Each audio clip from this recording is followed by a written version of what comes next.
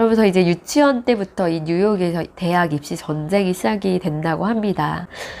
모든 부모들이 아이들의 머리에 많은 양의 정보를 주입하는 것이 성공으로 가는 티켓을 주는 것이라고 생각하게 되었는지 정말 의문이다. 만트라는 너무도 자주 반복되어 왔기 때문에 거의 모든 사람들이 이를 믿는다. 하지만 이게 정말 진실일까? 과연 성공한 사람들은 다 어려서부터 이런 교육을 받았을까? 이런 질문을 해보고 있어요. 아이들이 존중받고 그들의 의견이 소중하다라고 느껴질 때 아이들은 자신의 어떤 비판적 관점에 대해서 부모에게 이야기를 할 수 있다고 합니다. 안녕하세요. 미래에서 온 엄마 김보배입니다. 최고의 교육 2탄에서는 21세기의 역량 중 컨텐츠와 비판적 사고력에 대해서 다룰 예정입니다. 그리고 세 번째는 컨텐츠예요. 근데 여기 이 책에서는 컨텐츠를 간과해서는 안 되지만 컨텐츠가 핵심이다라는 내용으로 얘기는 하고 있잖아요. 그래서 제목도 지식 습득이 최고라는 환상. 지식을 습득하는 게 최고는 아니다. 그거는 단지 환상이다. 우리는 어떤 방법적인 기술, 마음의 기술 이런 것들이 중요하다라는 이야기를 하고 있어요. 19세기에는 학생들이 뭐 나라별 수도라든지 뭐 시라든지 수학 공식 등 온갖 종류의 것들을 다 암기를 해야만 했던 시기가 있었죠. 왜냐면 뭐 그때는 컴퓨터도 없었고 머리에 저장하는 그런 방법밖에 없었으니까. 하지만 지금 현재 우리 아이들은 바로 한 일주일 전에 어떤 내용을 보았는데 그 내용이 수시로 바뀌어요. 계속해서. 이 정보라는 것이 너무나 가변적이고 너무나 빠르게 기술이 발달하고 있기 때문에 계속해서 변화가 됩니다. 그런데 그 지식을 내가 열심히 오랜 시간 공을 들여서 머릿속에 넣었을 때 그것이 과연 그만큼의 역할을 할 수 있나, 이렇게 가변적인 지식들이 역할을 할 수 있나, 이런 거에 대해서 질문을 하면서 하지만 반드시 배워야 되는 컨텐츠들이 있죠. 예를 들어 선생님한테 30개의 사탕이 있어요. 그런데 반에 지금 5명이 있는데 5명의 아이들에게 이 30개의 사탕을 만약에 나눠주라고 반장한테 시켰어요. 그럼 이 반장은 이 30개를 5명한테 나누어 주기 위해서 나눗셈을 할 줄 알아야 되죠. 살면서 반드시 필요한 이런 컨텐츠적인 지식들이 있어요. 꼭 있죠. 이제 그런 것들을 어떻게 알려줄 것인가, 그 선생님들을 어떻게 지혜롭게, 부모들을 어떻게 지혜롭게 이거에 대해서 알려줄 수 있을까에 대해서 이야기를 하고 있습니다. 그리고 이 컨텐츠를 전달할 때도 충분히 아이들이 탐구할 시간을 가질 수 있도록 해주어라. 아이들에게 먼저 탐구의 시간을 허락을 해라.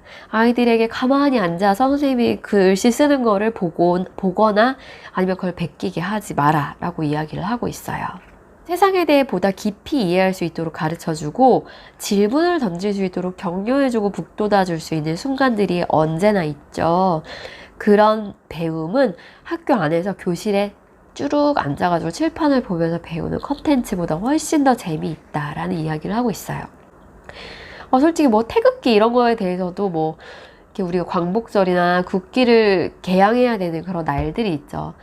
태극기에 대해서 그냥 태극기 띄워놓고 그거를 뭐 설명을 한다라고 하면 머리에도 잘 안 들어오고 재미가 없잖아요. 그런데 만약에 가정에서 정말 광복절이에요. 태극기를 달아야 돼요. 의미 있는 날이에요. 어떻게 개양하는지에 대해서 알아보고 또 태극기가 어떻게 이게 만들어지게 되었는지 그리고 그 의미하는 것은 각각 무엇인지 이런 거에 대해서 같이 그 날에 이 태극기를 다는 그 맥락에서 설명을 한다면 아이들은 훨씬 더 배우는 즐거움을 느낄 수 있겠죠. 그런 이야기를 하고 있습니다.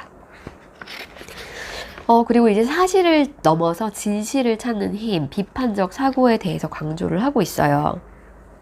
그러면서 이제 유치원 때부터 이 뉴욕에서 대학 입시 전쟁이 시작이 된다고 합니다.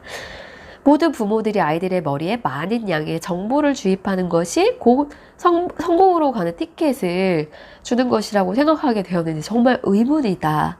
사실 이러한 문화적 만트라, 그러니까 주문 같은 거죠. 의식. 만트라는 너무도 자주 반복되어 왔기 때문에 거의 모든 사람들이 이를 믿는다. 하지만 이게 정말 진실일까? 과연 성공한 사람들은 다 어려서부터 이런 교육을 받았을까? 이런 질문을 해보고 있어요. 아이들은 머릿속에 쑤셔넣은 정보로만 그렇게 성장하지 않는다. 우리가 지향하는 비판적 사고에 있어서는 이런 지식을 쑤셔넣는 행위가 학습의 블랙홀을 만들어낼 뿐이다. 이렇게 하면서 이제 비판을 하고 있습니다. 무조건 수용을 하는 것이 좋은 것이 아니라 의문을 가져보고 비판적으로 따져보고 이 정보와 지식이 맞는 것인지 다른 관점에서 바라보고 그런 것들이 중요하다라는 이야기를 하고 있어요. 반쪽짜리 사실이 아니라 전체를 바라보며 이것을 다른 시각과 각도에서 살펴볼 수 있는 비판적 사고력이 필요하다라는 이야기를 하죠. 특히 현재 인터넷에는 정말 쓰레기 같은 정보들이 너무 많아요. 사실 네이버에서 만약에 어떤 정보를 찾기 위해서 검색어를 넣으면 정말 정확한 정보를 찾는 게 사실 어려워요.